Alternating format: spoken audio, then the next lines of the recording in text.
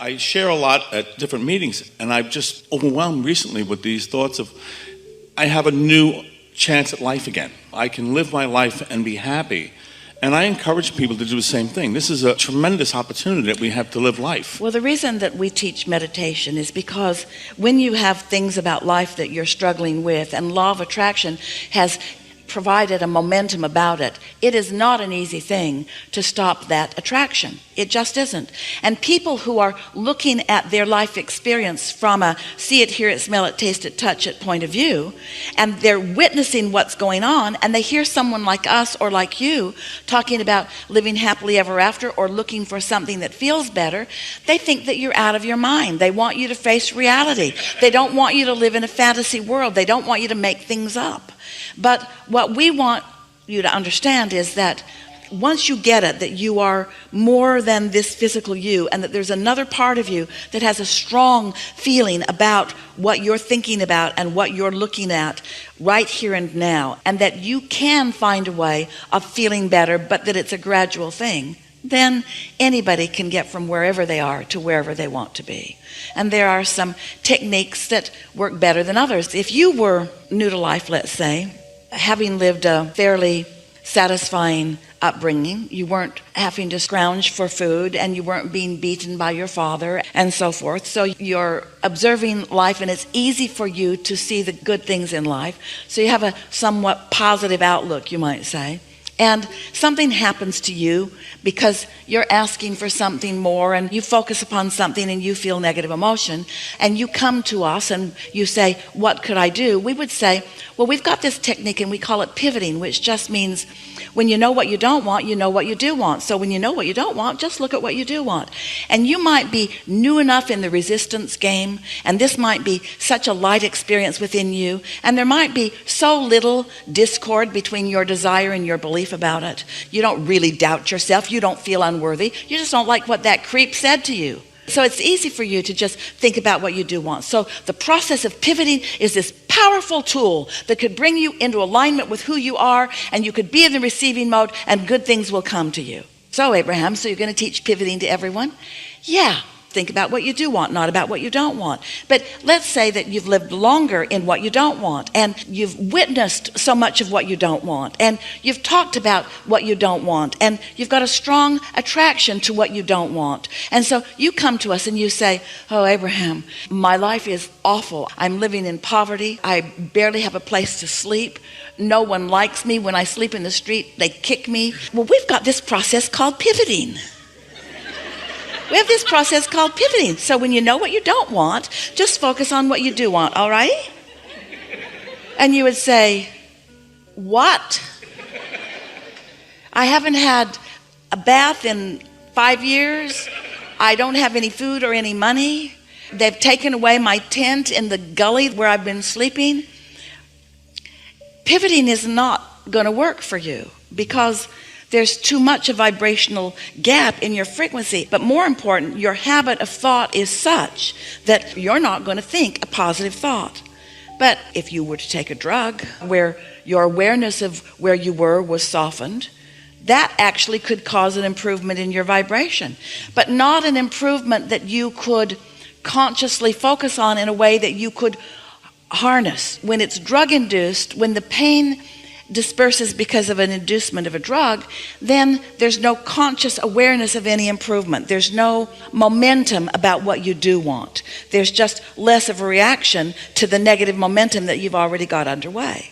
So, if we had an opportunity, we would teach someone who has strong desire and is living in a place very different from what they're wanting to live. We would say to them, you know, we'd like to teach you some positive thoughts because these positive thoughts would really serve you.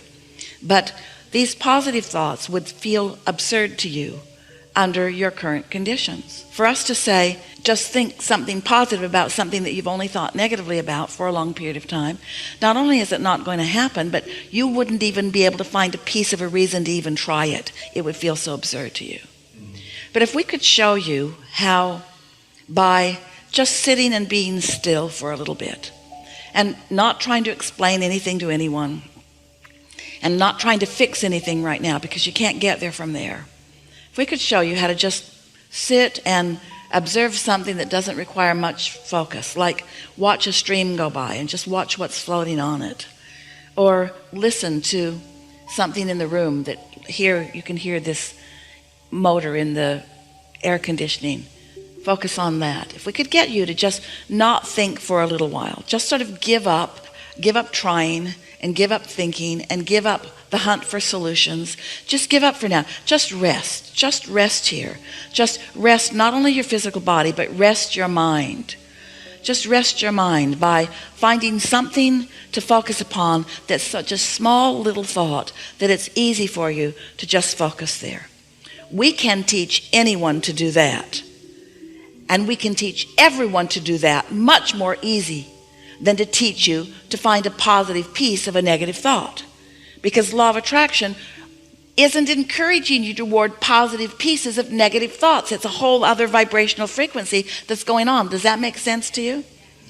So once you are able to quiet your mind, really quiet your mind, what happens is you stop attraction, you stop momentum.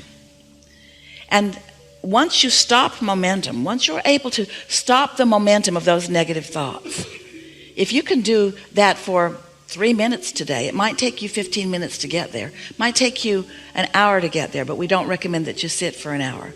15 minutes is enough. And if you get there for a minute, then that's good.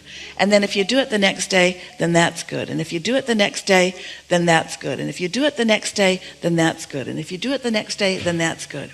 What will happen is that before very long, you'll have a difference in your vibrational frequency that is different enough that your point of attraction will show you something different in your experience. Different thoughts will literally come into your mind, and your despair will be less as a result of that. So meditation is the process that we're encouraging mostly these days for everyone, because it's easier to teach you to have no thought than it is to have pure positive thought. It just is. It's easier to quiet your mind than to take this train that's going 500 miles an hour that way and get it to go that way. It's much easier to just quiet your mind. And here's the thing that we really want you to hear. Because every time you know what you don't want, you know what you do want. You have a momentum here that is your vortex, that once you allow yourself to get in the vicinity of it, it can carry you to a really strong momentum this way. Did you ever see, Esther remembers it from her childhood playground, a merry-go-round that it was not motorized, it was just on a pole and well balanced, and the kids could get on it, and some would push and some would ride, and they would get it going faster and faster and faster and faster and faster. So if you got on it before it was moving, or when it was moving very slowly, you could have success in jumping on. But if it was going fast when you approached and you tried to get on, it would just spin you off in the bushes.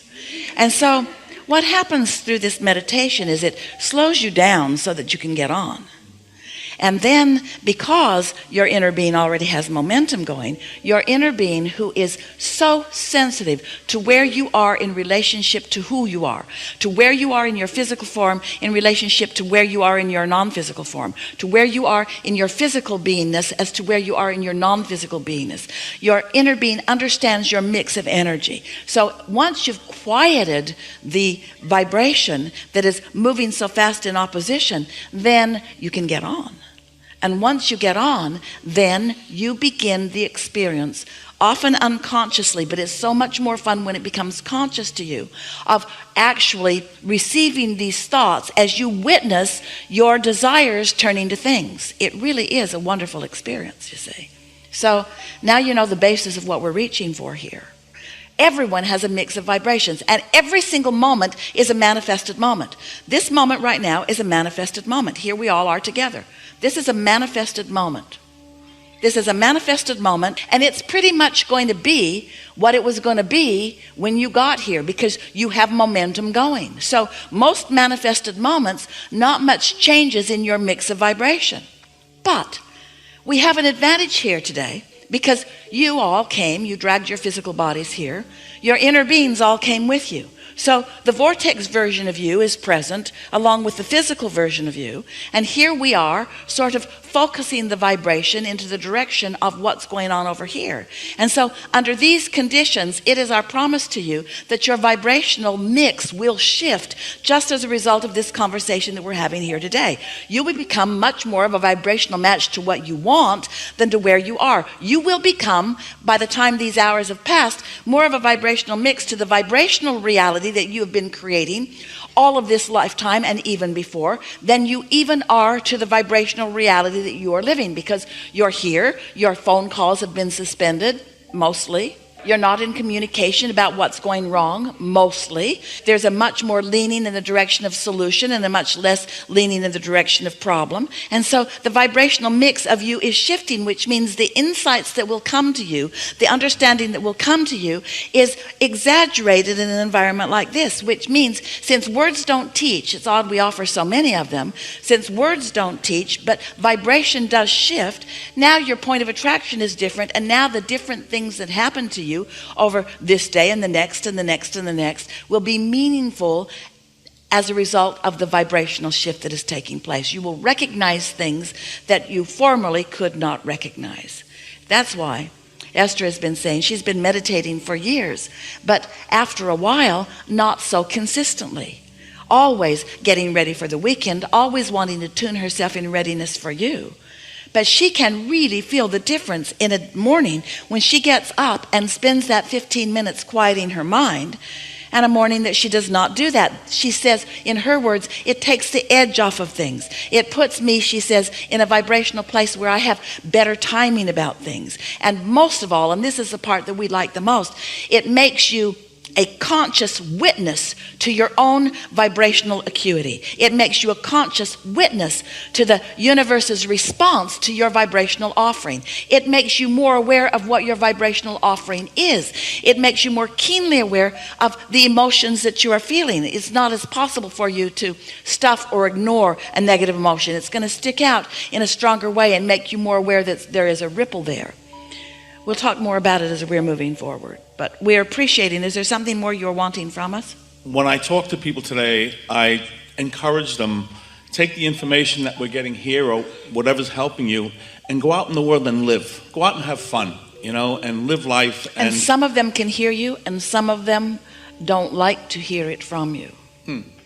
And so here's a message that will serve you all more of the time. I'm happier now than I've ever been because I'm thinking less about trying to work my problems out. I found a way to chill, and life just works better for me when I'm chilled than when I'm fussing.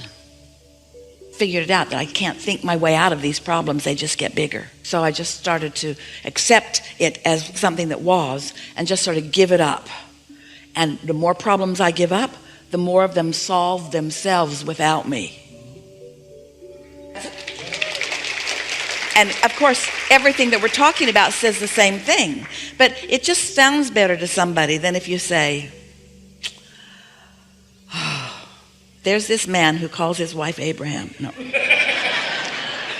That's the funniest thing Jerry and Esther ever heard.